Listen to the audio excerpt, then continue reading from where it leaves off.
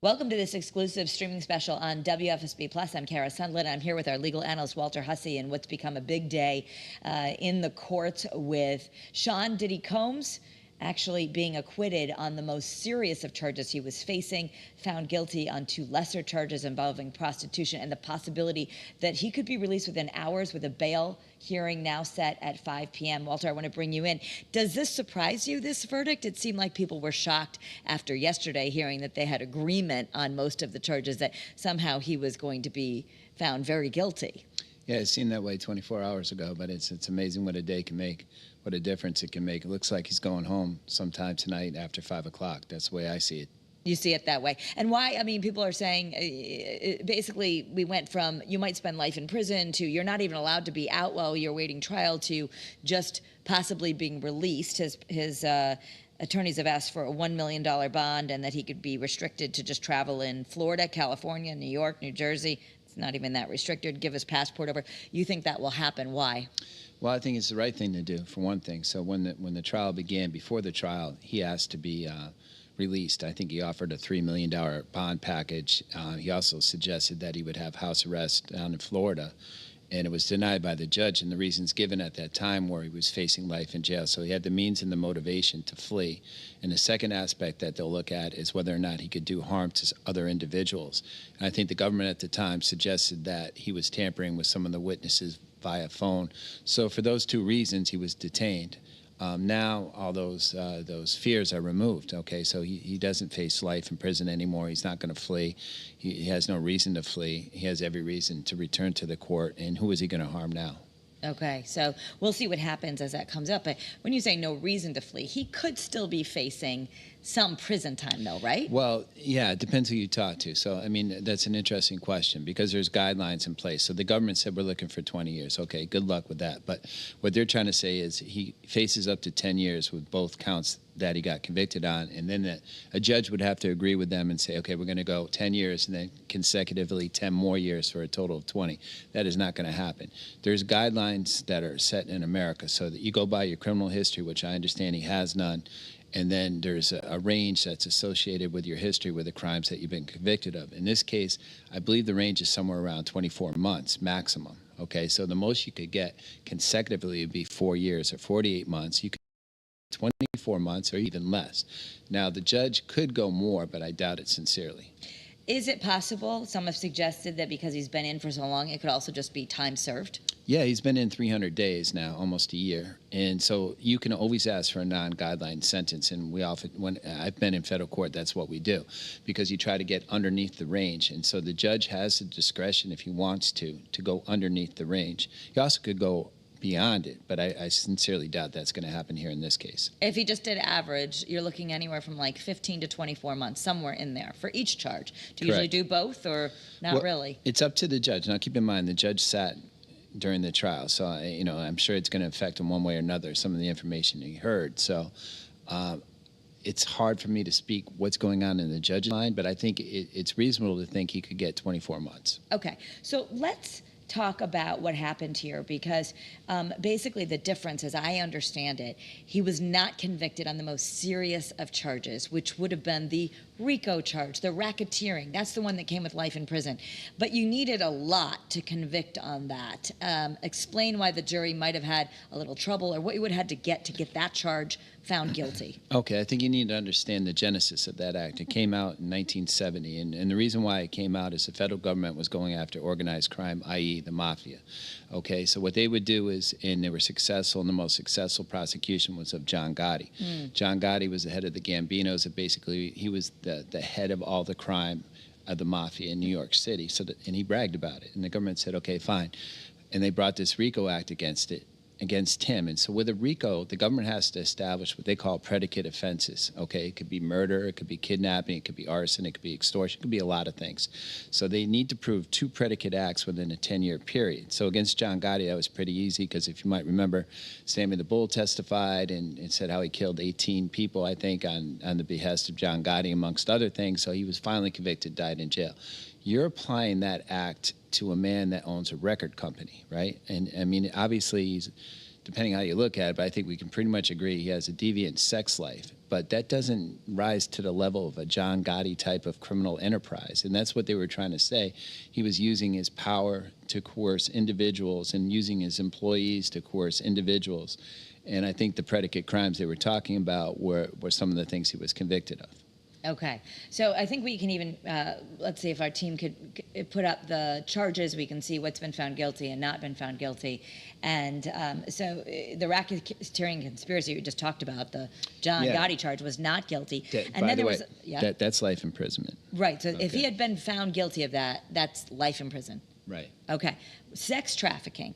And some people said on Facebook, I noticed, well, why not sex trafficking? These people were brought in. What about the difference of, he was found guilty on transportation to engage in prostitution, but not any of the sex trafficking charges? Well, I think a distinction with the transportation to engage in prostitution, that's basically commonly known as the Mann Act. And that's when you transport people over state lines and they're paid to perform some sort of act, sexual act, prostitution. I guess you have it here because there was individuals that said they were paid to have sex with Cassie Ventura and some of the other people. As far as the sex trafficking, I guess I'm only speculating, and I guess we can find out at some point from the jurors, but I'm thinking that they believe that probably Cassie Ventura and the other people that testified had a way out if they wanted to and didn't exercise it. So they probably took the least path of resistance in convicting them of something because they were probably abhorred about what they heard about it. Certainly the treatment of Cassie was pretty bad with that video that they had in the hotel. But more of it being domestic violence and these back and forths and could you have left versus, I guess, someone who was brought from another country and locked up and couldn't leave. Yeah, that's probably a good way of looking at it because when you do think of sex trafficking, right, you think about poor kids that are coming over the border from God knows where and we don't know where they are now and they're being used on Pornhub and stuff like that. Yeah, I mean, that's not what we have here. I think a lot of people, if you look at the comments, they're already victim bashing Cassie Ventura. I mean, it seems like she went through a lot, but a lot of people are saying, why didn't she just leave? And she benefited financially from the relationship and her career benefited to some degree. The other person I don't know a lot about, the Jane Doe. So obviously the jury didn't believe them to that significance with sex trafficking, or they didn't believe the government's case, more to the point. So it'll be interesting to see how this happens and how the fallout after this.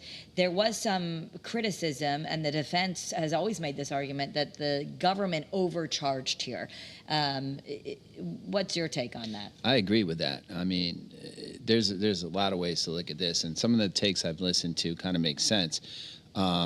Here's a guy that's successful. He's a black male in America, and they're going after him with this RICO Act. He's not John Gotti. We can agree on that. And I think a lot of people think like that wasn't fair. If you want to charge him accordingly. Charge him for what he did to Cassie and to others. And even his lawyer said that. He said, he is who he is. Did he abuse Cassie? Yes, he did. Were they in a bad relationship? Yes, absolutely. It was a very strange, tormented relationship, but he was abusive. There's no doubt about it. Is he a good guy? Probably not. But he's not John Gotti. At the end of the day, he runs a record company. Okay.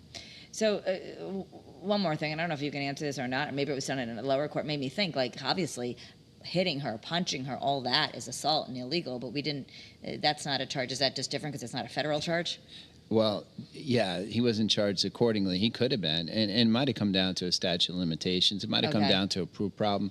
I'm not sure if she was paid at some point, which would have been problematic. Because obviously we all saw the video of where she was really beaten up. So. That speaks for itself, yeah, no doubt. Okay, so as we move forward, and again, just to bring you up to date, if you're just joining our streaming special, we are breaking down the Diddy verdict, the verdict for Sean Diddy Combs. Maybe we can put those charges up again, where count one, the racketeering conspiracy, not guilty, the most serious one, where he was facing life in prison. He was found not guilty, acquitted on all the sex trafficking charges, and he's only facing counts 3 and 5 now, transportation to engage in prostitution, guilty on both of those counts. There's a bond hearing at 5 p.m. The timing of that, does that mean something to you? Does that indicate to you that people want to go home for the 4th of July holiday and the weekend and that he's probably getting out today? Well, they could have done it tomorrow. So if they're doing it at 5 o'clock and they're bringing everyone in, it's my inclination that the judge is going to let them go. Okay. And you would think that that's, if for any other person, be it Sean Diddy Combs or just a regular person facing these charges, that would be expected under the law? Yes. Yes. Because he's not facing, you don't think he's facing, because those most serious charges are gone, you said he's not the same kind of flight risk as he would have been, and there's no concern about hurting jurors. Or anyone, witnesses. or anyone, yeah, for that matter. Yeah, exactly. So anyone that was similarly situated would make the same request. So I just want to let our audience know, I looked it up, they're looking for a $1 million bond that would be co-signed by Combs, his mother, sister, and mother. Obviously he has his own money. Why does he have to have all these co-signs? That just shows that he's putting his family on the hook? Well, yeah, so they're at risk, in other words, right? Okay, so my mom, all these people, I wouldn't do this to my family type exactly. thing. Okay. Travel restricted to these various states, Florida, California, New York, New Jersey. I mean, that's a lot of travel. Most people just stay in one state. So that should be easy for him to do. Do you think he'll get that? I say why not? I mean, he probably needs that to conduct business. He's got to make up for lost time. Okay. And surrender of his passport, drug testing, all other standard conditions. So this is something the defense is asking, and we'll wait to see what happens. And as we bring you on Eyewitness News at 4, we'll be breaking this all down. You expect that's not going to be too much of an ask. They'll probably get what they want, and he'll be free as of today until sentencing. For sure. Okay. And approximately how long until they sentence? Well, that's another process. So typically what will happen to him is he's going to be assigned to a probation officer that prepares it's called a PSR, a pre-sentence report. Yeah. So basically they go through his background, where he went to school, where he grew up, married, kids, the whole 9 yards. And that's important because the probation officer has the ear of the judge, all right? So they prepare the report, they make a recommendation at the end of it, and they also talk to the judge privately. Okay. Okay, so they're not influenced by the defense, they're not influenced by the government, they're their own entity. Interesting, okay. And so they offer insight that the judge can accept or ignore, but generally there's a trust between the judges on the federal level and their probation officers, and they typically listen to what they have to say. All right, well, we saw Sean Combs drop to the floor. He put his prayer hands, he mouthed to his family, "I'm coming home." So the defense high-fiving, they definitely consider this a huge win. Oh, yeah, crazy, only in America. Okay, so let's move on to another case that is really grabbing attention, really across the country, but especially here in Connecticut, and that is the house party murder trial. We've got Raul Valley, a young man who is accused of murdering a teenager who went to Fairfield Prep, was a lacrosse star. Some fight ensued. I mean, as a parent, hearing this story makes me so nervous because our kids go to high school parties, right? This happens. People have high school parties, but this turned into some crazy brawl. 3 people injured and 1 person dead. So there's so much going on with this case. I want you to explain, what do you expect to happen after he broke down and cried on the stand? What's next in this case, as the jury's going to get it soon? Well, there's a lot of things to look at here, and I think lost in all this is James McGrath. He's 17 years old. He lost his life. So sometimes we focus on the defendant, we lose sight of the fact that someone lost his life for no reason, completely no reason. He was a great lacrosse player, great kid. A kid. Whole right? life ahead of him. Right. I mean, this could happen to any of us. Our worst nightmare confirmed, right? That's what his family's left with. On the other hand, you have a kid that's accused of taking a kid's life. He was 16 at the time. He's only 20. He presents very well. He's a good-looking kid. He's respectful. He wears a shirt and tie, sometimes a jacket. So the jury's looking at this young man, and they have to feel some empathy and sympathy for him. But we can't lose sight of James McGrath either. So it's a difficult case. It's murder right now. If I was probably either side, defense or state, I'd probably ask for a lesser included offense, which would be manslaughter. So the maximum punishment under a manslaughter is 20 years. As opposed to 60 on a murder case, right? And it's going to come down to his intent. And I think clearly he acted recklessly when he was swinging around the knife. Did he have the intentions to commit murder?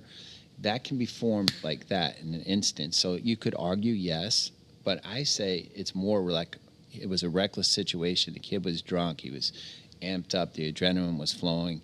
And I think it fits a manslaughter much more so than a murder. So you were saying the jury could be presented with a different option of manslaughter still. It's up to either side to make that request. So how it works, so prior to closing arguments, you're going to have a jury charge with the judge. So you're going to know exactly what you can argue or not argue, right? And so it's simple things like what's beyond a reasonable doubt, what's presumption of innocence, what's the burden of proof, and then there's the charges. So does anyone have a request? So if I was the defense, I would say, yeah, I would like a manslaughter request.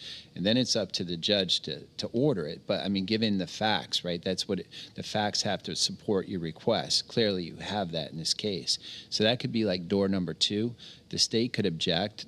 The judge could ignore the objection and say, okay, I'm going to add a count of manslaughters too. So the option could be murder or manslaughter, which might make it easier for a conviction. So maybe even the state might want that. What about the defense argument that it was self-defense? He was being attacked by all these people, and it was just self-defense, and we saw him so emotional on the stand.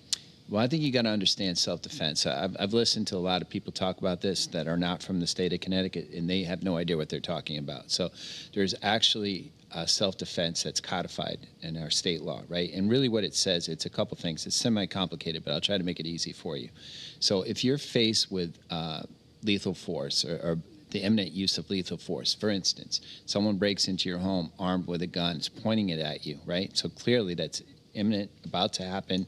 They're about to kill you. They have the means to do so. And if you have a firearm, you can shoot them and kill them to defend yourself, your property, and others in the home, okay?